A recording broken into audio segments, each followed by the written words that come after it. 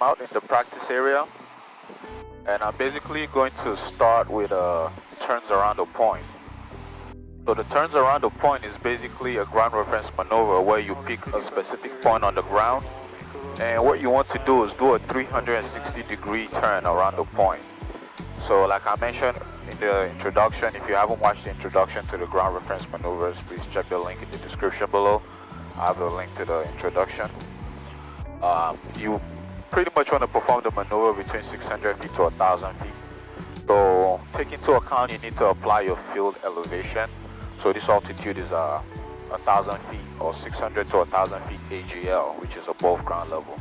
So if you take into account your field elevation, and you know where you are in the country or in the world, just make sure you're 1,000, at most 1,000 feet above ground level. If not, it really doesn't count as a ground reference maneuver. So the most important thing you pretty much want to start with first is determine the direction of the wind. That's obviously after doing your clearing turns and your pre-maneuver checklist. You want to clear the area to make sure it's good. So after you determine the direction of the wind, you want to pick a point. So you could pick like a lake, you could pick like a small tower that's not going to obstruct your view. You could pick like an intersection of a road, a house, a barn. There's so many different things you could use. So that's the idea. So now I'm out of the practice area. I'll try to determine the direction of my wind or where the wind is coming from. Today it looks like the wind is coming from like the south-ish position. So my downwind heading is pretty much going to be a north heading. In order for me to start with with a tailwind. So I'll set myself up here. So this is how you pretty much want to set yourself up. I'm currently at 1,500 in my altitude. So I'll slowly start descending to 1,500, and while I'm doing this, I'm going to make a 360-degree turn to set myself up for, finding a point that's actually heading downwind. So what you really want to do when you're looking for these points also, if you do not have any wind indications in your aircraft, any tool that indicates the wind direction, you pretty much want to, look for smoke outside, or look for, pretty much a smoke. Smoke is one of the most indicating things. Or if you have a small lake, just look at the ripples on the lake to determine the direction of the wind.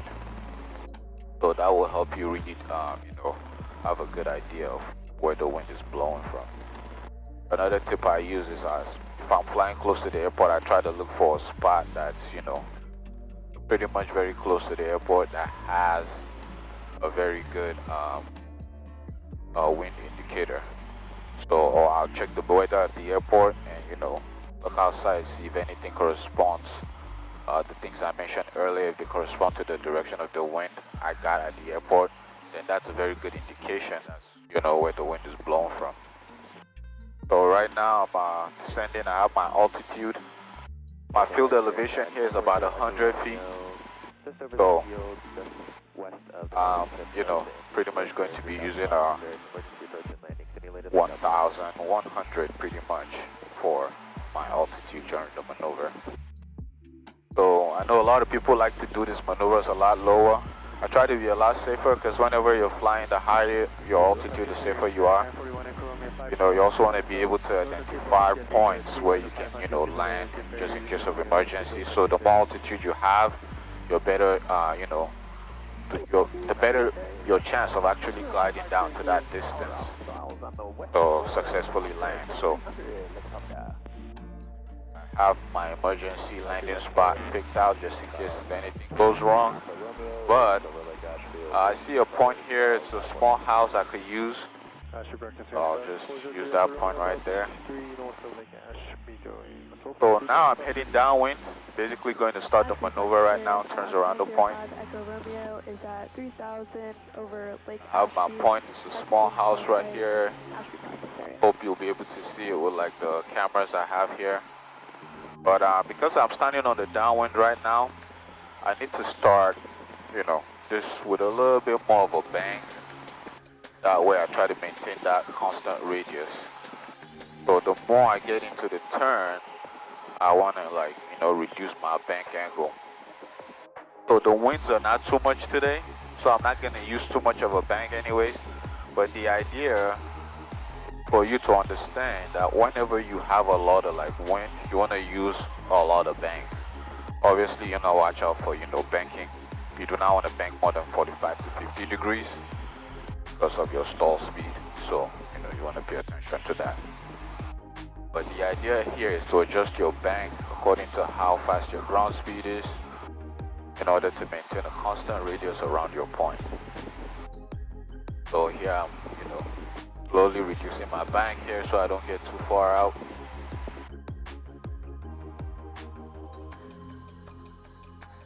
My radius is looking good, my altitude is looking good.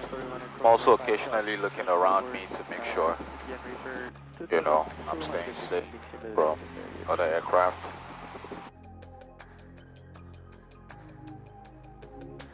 So here I use slightly shallow bank.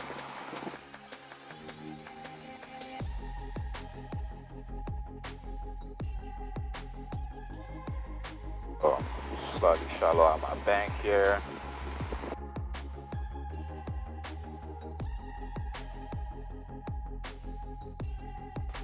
My radius is looking good so far. I'm still maintaining the same path.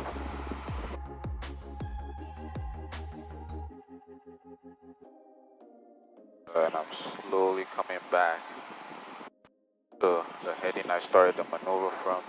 I'll just slowly reduce my bank here.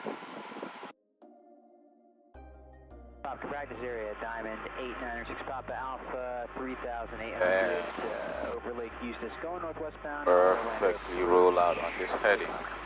So I pretty much maintain the same radius throughout my entire turn. So that's how you really do a turns around the point. It's a 360-degree turn around a specific point you pick out on the ground. So remember the common errors, you know, perform your clearing turns, which I already did that before, you know, I picked out my spot. And, you know, you want to make sure, you know, you maintain your altitude and divide your attention between flying the airplane and looking for your reference points. So that's how you do the turns around the point.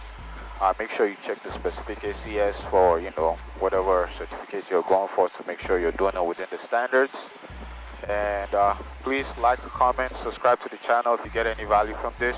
If you're not a pilot, if you know anybody that's going to get some value from watching these videos, please feel free to share with them. And like, comment, subscribe to the channel, and I'll see you guys in the next video. Thank you for watching.